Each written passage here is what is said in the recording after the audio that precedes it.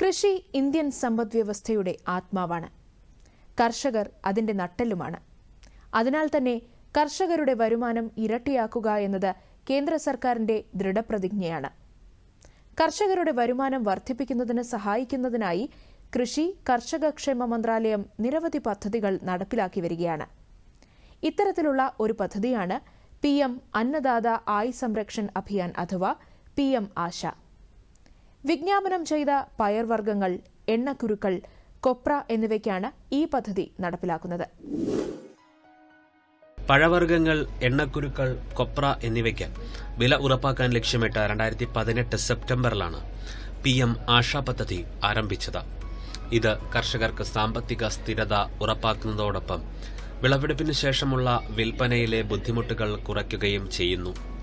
പഴവർഗ്ഗങ്ങളിലേക്കും എണ്ണക്കുരുക്കളിലേക്കും വിള വൈവിധ്യവൽക്കരണം പ്രോത്സാഹിപ്പിക്കുകയും പദ്ധതി ലക്ഷ്യമിടുന്നു. Price support scheme, price deficiency payment scheme, market intervention scheme എന്നിവ ഘടകങ്ങളായി ഉൾപ്പെടുത്തി PM ആശയുടെ സംയോജിത പദ്ധതി തുടരുന്നതിന് ഈ വർഷം സെപ്റ്റംബറിൽ കേന്ദ്ര മന്ത്രിസഭ അംഗീകാരം നൽകിയത് കർഷകർക്ക് കൂടുതൽ ആശ്വാസകരമായിരിക്കുകയാണ്.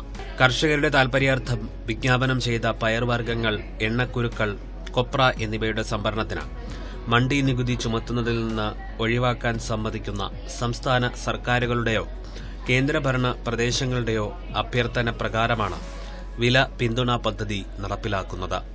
2024-25 സംഭരണ സീസൺ മുതൽ താങ്ങുവില പദ്ധതി പ്രകാരം വിജ്ഞാപനം ചെയ്ത പയർവർഗ്ഗങ്ങൾ, എണ്ണക്കുരുക്കൾ, കൊപ്ര എന്നിവ സംഭരിക്കുന്നതിനുള്ള അനുമതി സംസ്ഥാനത്തിനോ കേന്ദ്രഭരണ പ്രദേശത്തിനോ തുടക്കത്തിൽ ആ പ്രത്യേക സീസണിലെ സംസ്ഥാനത്തിന്റെ ഉൽപാദനത്തിന്റെ പരമാവധി 25% വരെ നൽകും.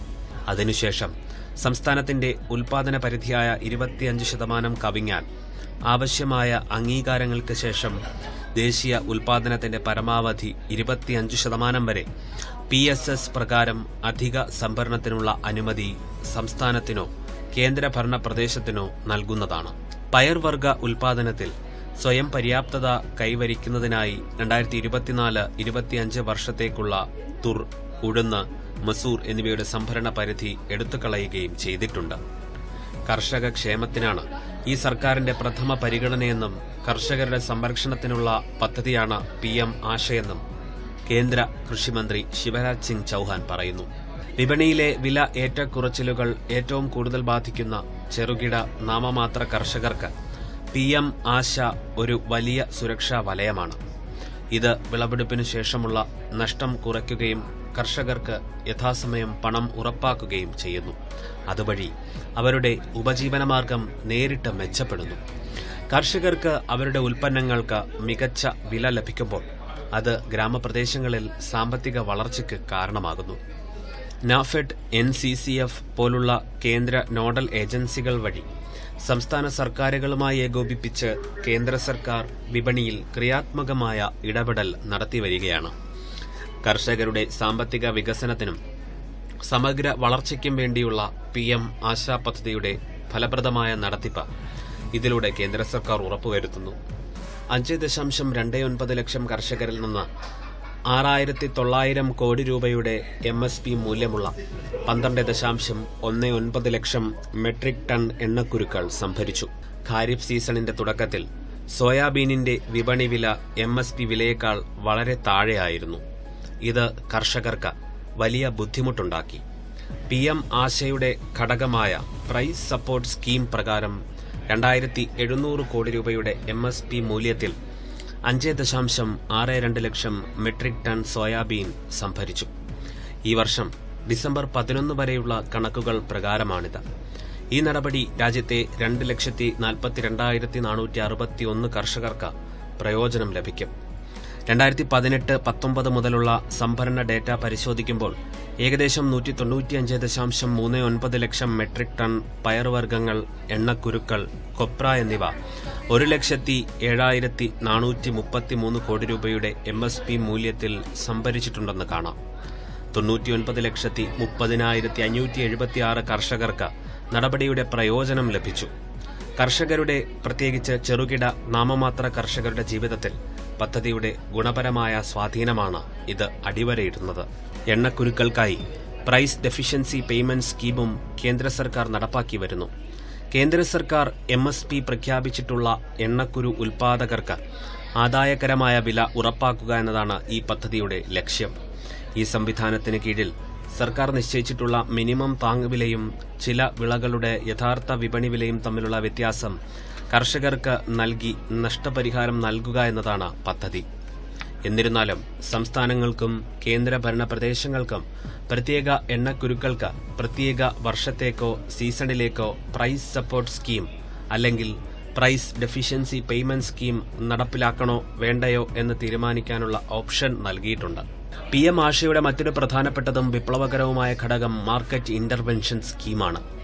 MSPയിൽ ഉൾപ്പെടാത്ത പെട്ടെന്ന് കേടുവരുന്ന കാർഷിക ഹോർട്ടിക്കൾച്ചർ ഉൽപ്പന്നങ്ങൾക്കാണ് ഇത് ബാധകമാകുന്നത്.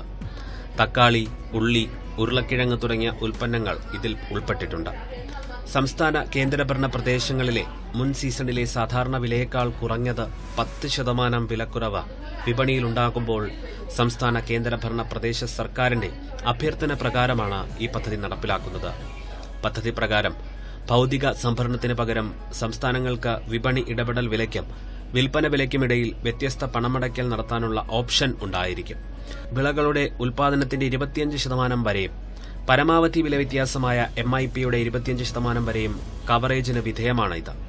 കൂടാതെ വിളകളുടെ കാര്യത്തിൽ ഉൽപാദന സംസ്ഥാനങ്ങളും ഉപഭോഗ സംസ്ഥാനങ്ങളും തമ്മിൽ വില വ്യത്യാസമുണ്ടെങ്കിൽ കർഷകരുടെ താൽപര്യാർത്ഥം ഉൽപാദന സംസ്ഥാനങ്ങളിൽ നിന്ന് മറ്റ് ഉപഭോഗ സംസ്ഥാനങ്ങളിലേക്ക് വിളകൾ സംഭരിക്കുന്നതിനും കൊണ്ടുപോകുന്നതിനും NAFED, NCCF പോലെയുള്ള കേന്ദ്ര നോഡൽ ഏജൻസികൾ നടത്തുന്ന പ്രവർത്തന ചെലവുകൾ സർക്കാർ തിരികെ നൽകും. തക്കാളി, ഉള്ളി, ഉരുളക്കിഴങ്ങ് തുടങ്ങിയവ ഉൽപ്പാദിപ്പിക്കുന്ന കർഷകർക്ക് വില അസ്ഥിരത വലിയ പ്രശ്നമാണ്. അതിനാൽ ഈ പദ്ധതി അത്തരം കർഷകർക്ക് വളരെയധികം ഗുണം ചെയ്യും. മാത്രമല്ല, ഈ വിളകളുടെ വിലയിൽ വലിയ വ്യത്യാസമുണ്ട്. കാരണം ഉപഭോഗ സംസ്ഥാനങ്ങളിലെ വില വളരെ ഉയർന്നതാണെങ്കിൽ ഉൽപ്പാദിപ്പിക്കുന്ന സംസ്ഥാനങ്ങളിൽ വില വളരെ കുറവാണ്. വിലയിലെ അന്തരം നികത്തുന്നതിലും വിലയിലെ ചാഞ്ചാട്ടത്തിന്റെ പ്രത്യാഘാതങ്ങളെ ചെറുക്കുന്നതിലും ഈ പദ്ധതി നിർണായക പങ്ക് വഹിക്കും. രാജ്യത്തെ കോടിക്കണക്കിന് ചെറുകിട നാമമാത്ര കർഷകർക്ക് പ്രതീക്ഷയുടെ ഒരു ദീപസ്തംഭമായി PM ആശ മാറിയിരിക്കുകയാണ്.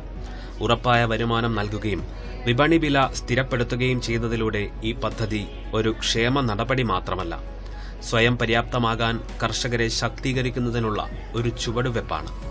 വിപണിയിലെ ഏറ്റക്കുറച്ചിലുകളുടെ അനിശ്ചിതത്വങ്ങളിൽ നിന്നും കാർഷിക ഉൽപ്പന്നങ്ങളുടെ വിലയുടെ സിംഹഭാഗവും അപഹരിക്കുന്ന ഇടനിലക്കാരിൽ നിന്നും ഇത് ചെറുകിട നാമമാത്ര കർഷകരെ സംരക്ഷിക്കുകയും ചെയ്യുന്നു.